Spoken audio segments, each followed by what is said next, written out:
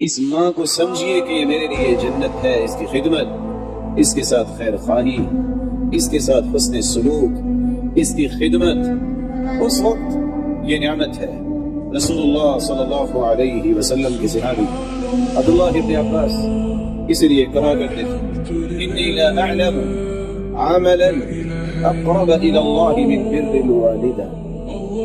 دنیا کے اندر ماں سے بڑھ کر میں نے کوئی بھی نیکی کا عمل نہیں دیکھا کہ جو انسان کو اللہ کے قریب قریب کر دے۔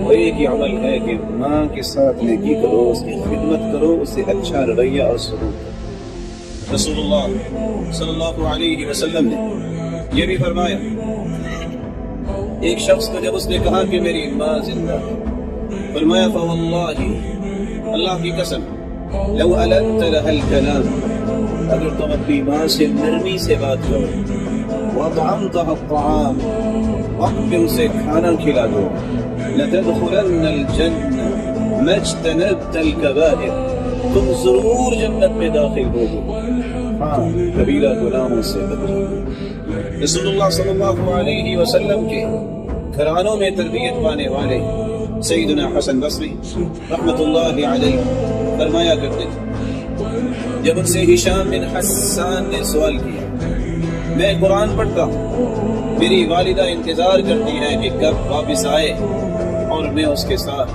رات کا کھانا کھاؤں۔ حسن بصری فرمایا کرتے تھے، تعش العشاء مع امك تقر به عينها احب الي من حجة تحجها تطوعا۔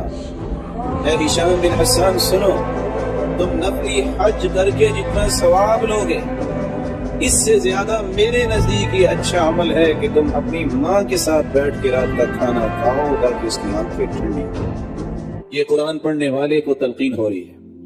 یاروں اور دوستوں کے ساتھ وقت گزارنے والے وہ نوجوان جو اپنی جوانی کو ذبح کر رہے ہوتے ان کے بارے میں کیا ہوگا؟